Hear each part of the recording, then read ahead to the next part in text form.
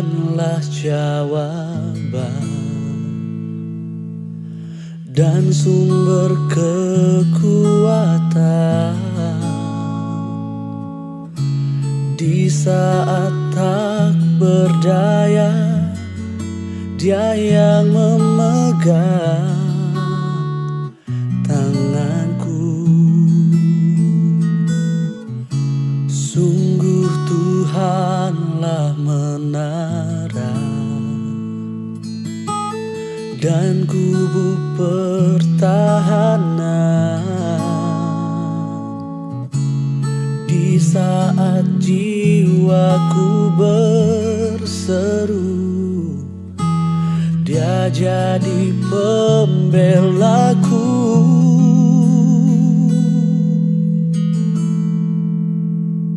Tuhan ada dan melihat pergumulan yang ku hadapi. Tuhan takkan tinggal diam, ku tak dibiarkan sendiri.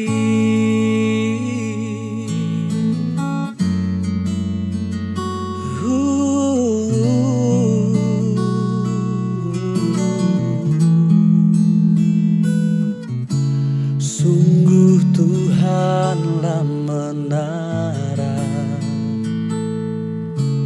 dan kubu pertahanan di saat jiwaku berseru. Dia jadi pembelaku.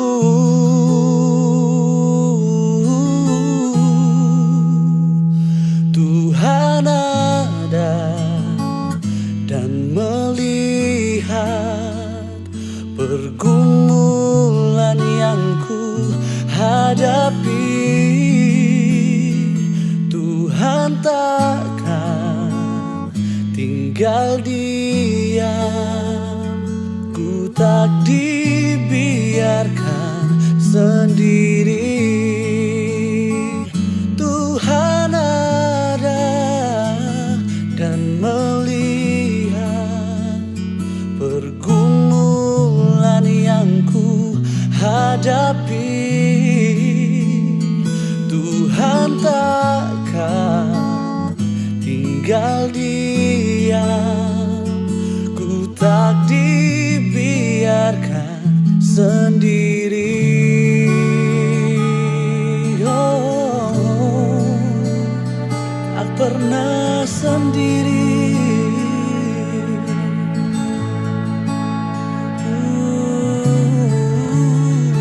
Engkau ada dan melihat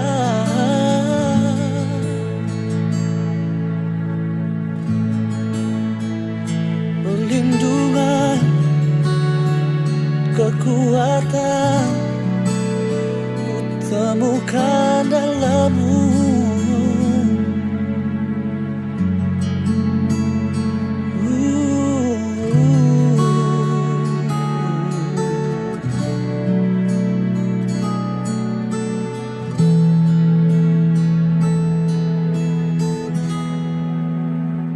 Tuhan ada dan melihat pergumulan yang ku hadapi. Tuhan takkan tinggal diam, ku tak dibiarkan sendiri.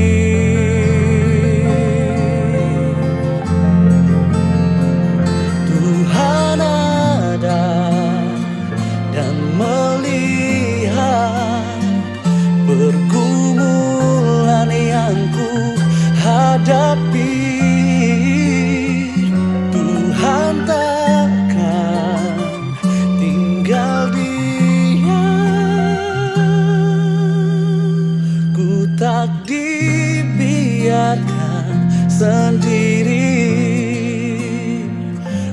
tak dibiarkan, tak dibiarkan, tak dibiarkan sendiri.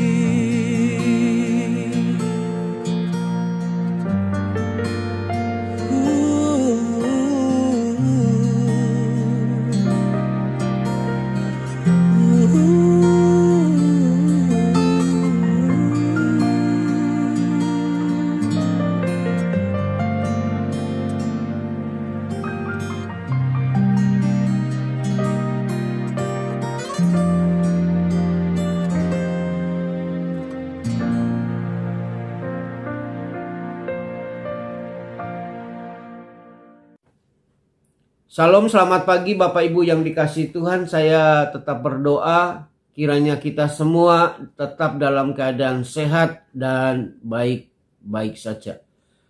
Pagi hari ini kita akan belajar dari salah satu tokoh Alkitab. Dulu wanita ini adalah orang miskin, tapi akhirnya dia menjadi orang yang sangat kaya. Dulu dia adalah wanita asing, tapi akhirnya dia menjadi wanita yang sangat dihormati di Israel. Karena melalui garis keturunannya lah lahir raja-raja Israel.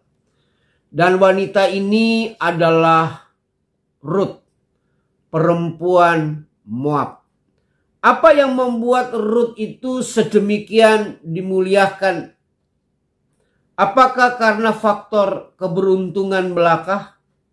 Apakah karena Ruth beruntung karena memungut bulir jelai di ladang Boas?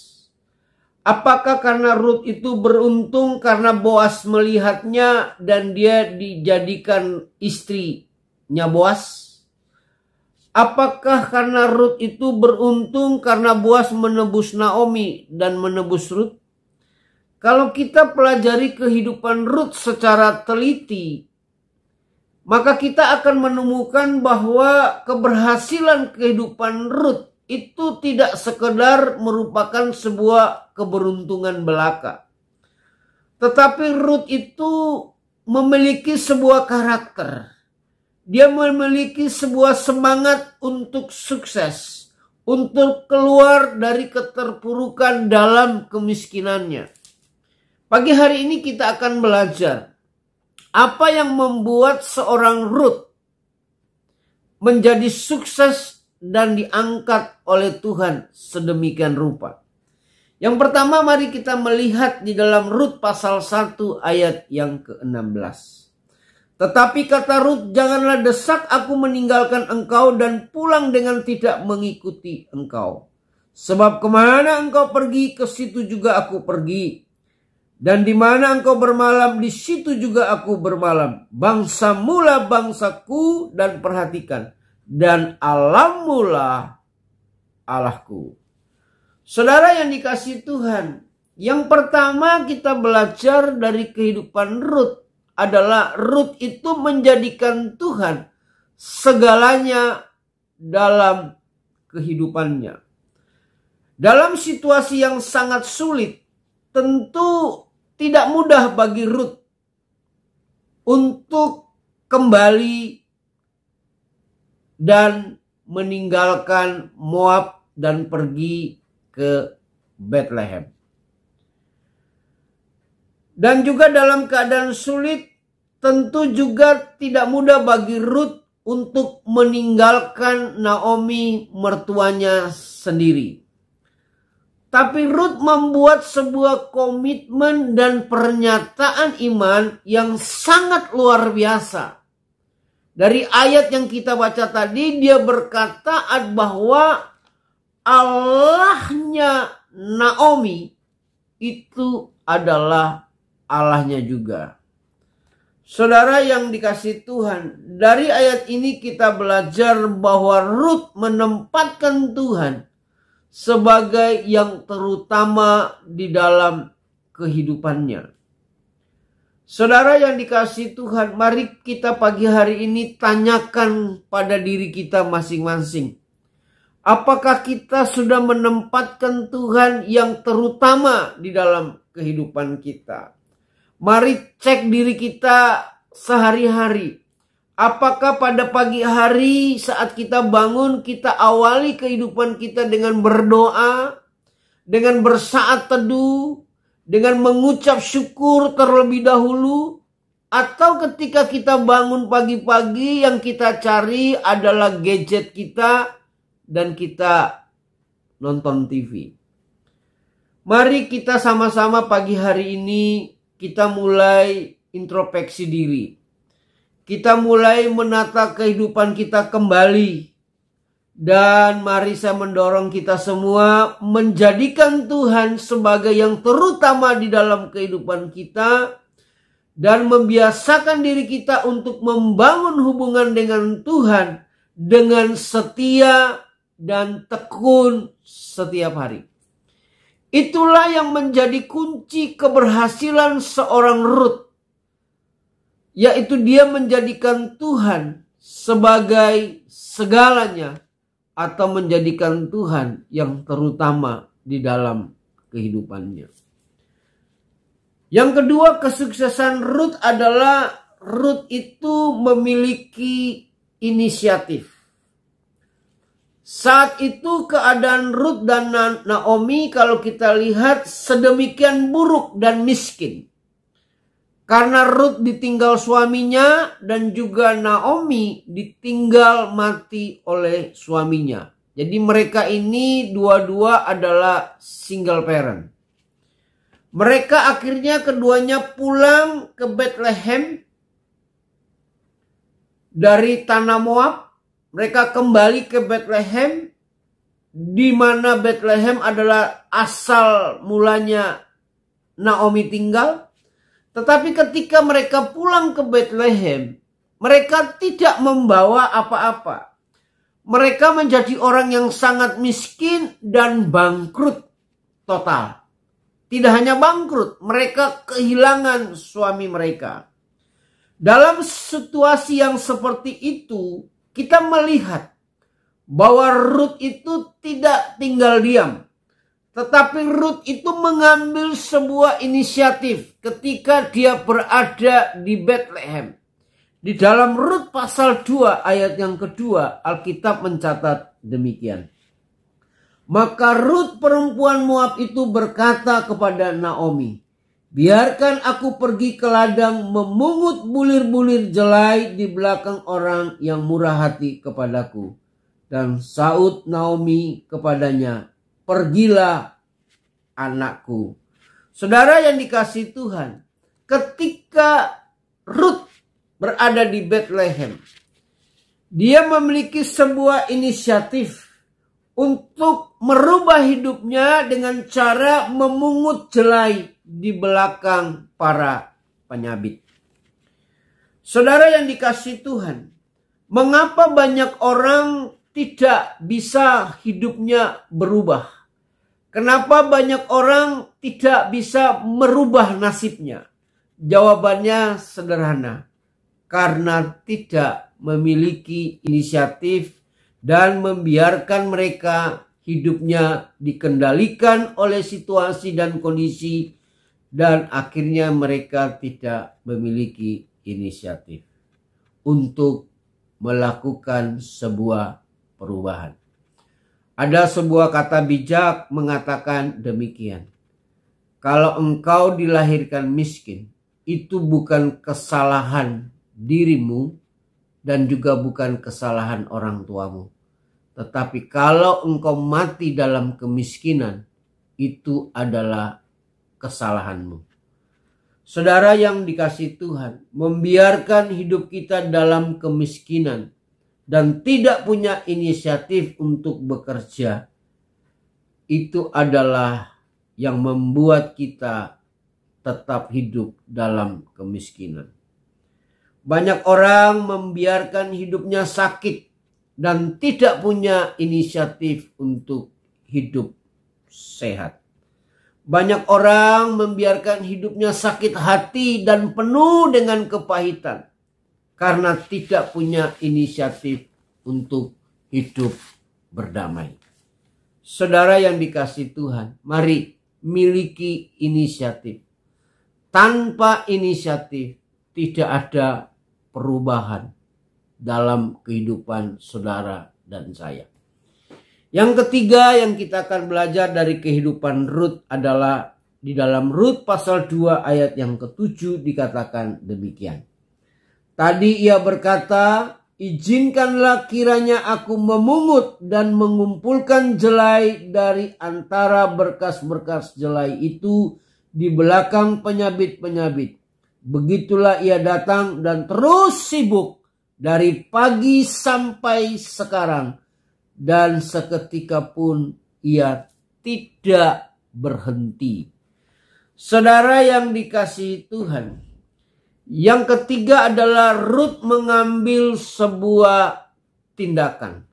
Rut tidak hanya memiliki sebuah inisiatif, tapi Alkitab berkata ia segera bertindak dan pergi ke ladang untuk memungut jelai yang jatuh. Dari pagi, bahkan dari sangat pagi sekali sampai petang. Di dalam Rut pasal 2 ayat yang ketiga dikatakan bahwa pergilah ia lalu sampai di ladang dan memungut jelai di belakang penyabit. Kebetulan ia berada di tanah milik Boas yang berasal dari kaum Elimelek. Saudara yang dikasihi Tuhan, banyak orang itu memiliki inisiatif.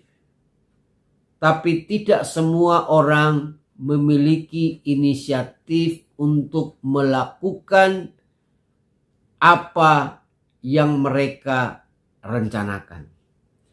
Banyak orang punya rencana tetapi tidak pernah mengambil tindakan sehingga semua perencanaan itu menjadi sia-sia. Keinginan tanpa tindakan itu adalah kosong. Alkitab berkata iman tanpa perbuatan itu mati. Iman tanpa perbuatan itu kosong. Sebuah inisiatif tanpa kita lakukan tindakan yang nyata, maka itu adalah kesia-siaan. Untuk itu saudara, mari buatlah rencana sematang mungkin. Tetapi juga segeralah melangkah.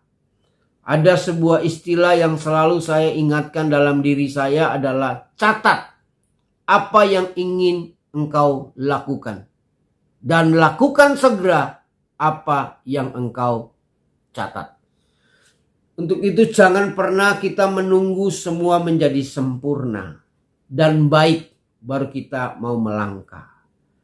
Karena kalau kita ingin sesuatu itu menjadi baik dan sempurna baru kita akan melangkah, maka percayalah saudara tidak akan pernah bisa melangkah dan bertindak.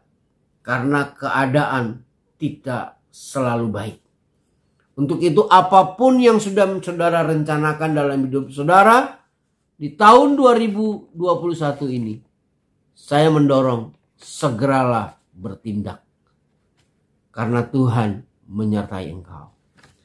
Yang keempat dari kesuksesan Rut adalah Rut itu bersedia memulai sesuatu yang kecil, bahkan sesuatu yang sederhana.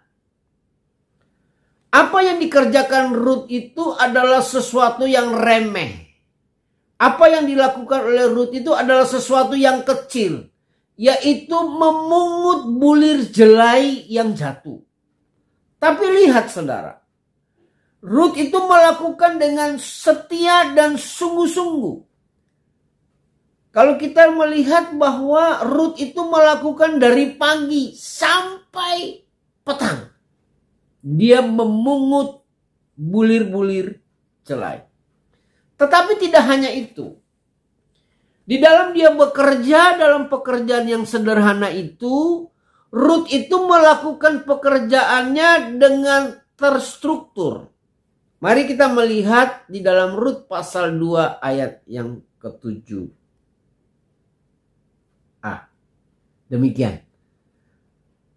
Tadi ia berkata, izinkanlah kiranya aku memungut dan mengumpulkan jelai dari berkas-berkas jelai itu di belakang penyabit. Begitulah ia datang terus sibuk dari pagi sampai sekarang. Dan seketika pun ia tidak berhenti. Saudara lihat bahwa Rut itu melakukan pekerjaan yang sederhana itu dengan terstruktur. Maksudnya begini saudara.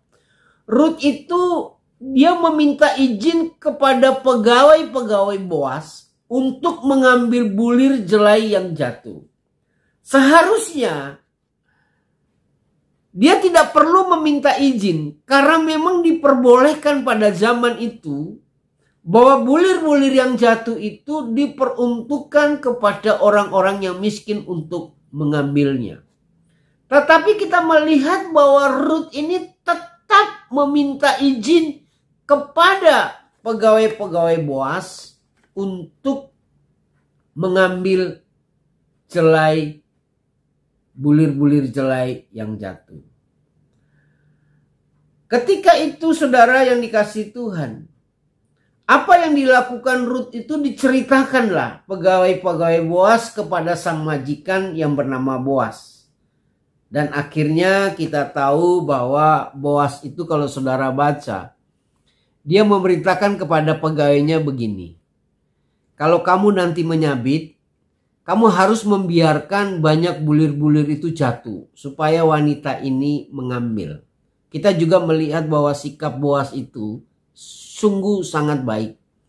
Dia memberikan sesuatu kepada Rut tanpa harus Rut itu tahu. Dia menceritakan hanya kepada pegawainya. Kalau kamu nanti menyabit bulir-bulir gandum, kamu harus biarkan bulir-bulir gandum itu, jelai-jelai itu banyak yang jatuh. Supaya biarkan Rut itu bisa mengambil lebih banyak. Dan akhirnya kita tahu dari kehidupan Rut ini dia mendapat promosi yang luar biasa.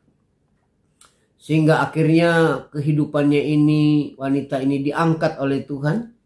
Dan kalau saudara baca dan saya percaya saudara sudah tahu, akhirnya Rut ini dijadikan istri bagi Boas. Yang kelima saudara yang dikasihi Tuhan. Kesuksesan seorang Rut adalah Rut itu bekerja dengan rajin. Apa yang tadi kita sudah baca dikatakan bahwa Rut itu bekerja tidak hanya pagi. Tapi dia berangkat sangat pagi dan dia selesai bekerja hingga petang. Tidak saja itu, tapi dia bekerja tanpa berhenti. Oh haleluya saudara yang dikasihi Tuhan. Seorang wanita bisa bekerja dengan rajin tanpa memberi tangannya beristirahat. Saya mendorong saudara yang dikasihi Tuhan sebagai pria-pria. Mari saya mau katakan, mari pria-pria, kita tidak boleh kalah dengan wanita ini. Kalau seorang Rut saja bisa bekerja dengan begitu rajin, masakan kita seorang pria, kita harus kalah. Bukankah kita adalah kepala keluarga yang memiliki tanggung jawab untuk menafkahi keluarga kita? Untuk mari, bekerjalah dengan rajin. Saudara yang dikasihi Tuhan. Rut begitu rajin dan bersemangat di dalam bekerja. Sekalipun pekerjaannya adalah pekerjaan yang sangat sederhana. Cuma memungut bulir-bulir jelai yang jatuh. Tapi saudara yang dikasihi Tuhan. Dari kemudian kehidupannya menjadi sesuatu yang luar biasa.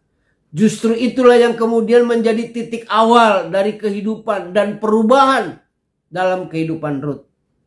Pagi hari ini saudara yang dikasihi Tuhan. Kiranya teladan Rut. Dalam komitmen dia bekerja. Dalam dia punya komitmen mengutamakan Tuhan di atas segala-galanya. Dan Rut memiliki komitmen untuk tetap bekerja dengan sungguh-sungguh. Biarlah ini merupakan sesuatu yang dapat kita tiru. Dan menjadi inspirasi bagi kita semua. Sehingga kehidupan kita kita boleh mengalami sebagaimana Rut diberkati oleh Tuhan. Saya percaya Allah yang sama yang kita sembah di dalam nama Yesus, Allah pun rindu memberkati kehidupan saudara. Kiranya kehidupan Rut pagi ini menjadi inspirasi bagi kita semua. Salam, selamat pagi. Tuhan Yesus memberkati kita semua. Amin.